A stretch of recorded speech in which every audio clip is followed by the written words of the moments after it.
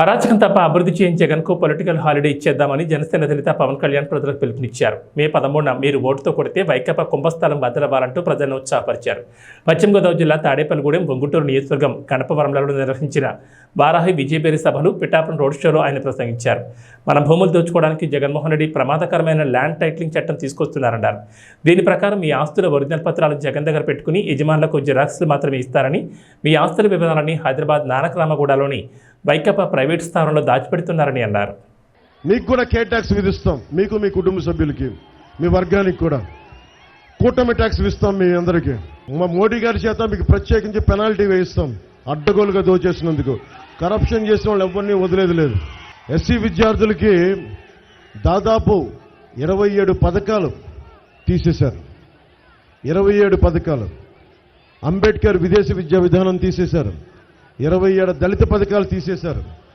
ఇక్కడున్న విద్యార్థులకి మీకు ఫీజు రీఎంబర్స్మెంట్ జరిగిందా? మీకు ఫీజు రీఎంబర్స్మెంట్ జరిగిందా? Fee reimbursement. కొట్టుగారి అవినీతి ఏ స్థాయికి వెళ్ళిపోయిందంటే శారదా లైబ్రరీ భూములు కొట్టేయడానికి కూడా కుట్రపడ్డారు. మన ఆర్టీసీ కాంప్లెక్స్ పక్కనే ఉన్న 100 ఫీట్ రోడ్లో 1.5 కోట్లు తీసుకొని షాపింగ్ మాల్ పార్కింగ్ ఇచ్చారు. ఏజెంట్లను పెట్టుకొని టీటీడీ లెటర్లు, మనకి సుప్రభాతం టికెట్లు బ్లాక్లో అమ్ముకున్నారు.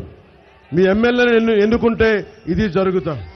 ప్రోటోకాల్ దర్శనానికి 15,000, బ్రేక్ దర్శనానికి 6,000, టికెట్ ప్రైజ్కి 500 రూపాయలు.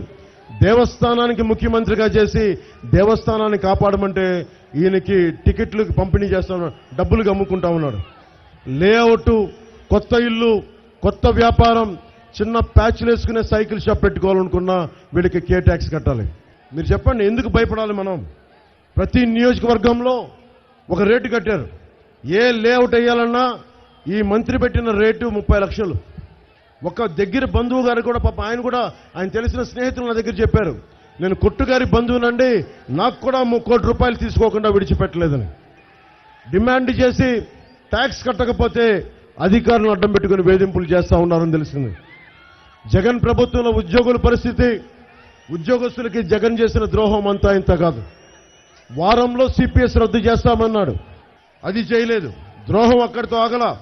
Permanent retirement account number accounts లో డిపాజిట్ చేయాల్సిన డబ్బులు మొత్తం ఈ గవర్నమెంట్ వాడేసుకుంది.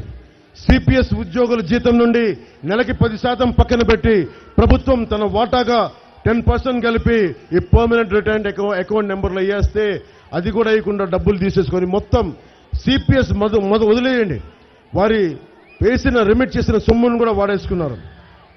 మీరు చెప్పండి, మీరు ఎవరికైనా డబ్బులు తీసుకొని వాడేసుకుంటే మన మీద చీటింగ్ కేసు పెడతారు.